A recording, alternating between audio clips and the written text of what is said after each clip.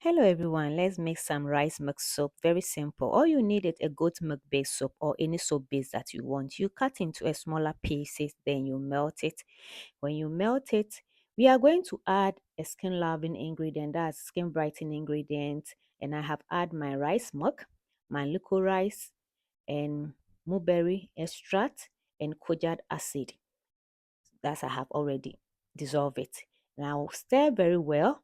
I'm going to also add lactic acid to it and stir. This soap is very good for skin brightening, or you want to have a clear skin. This soap is very good. I have add some makeup powder to use. Stir, then you pour it to your soap mold. Let it sit for 3 hours, then you unmold and cut it into the pieces you want. You can start using it. You will have a clear skin tone.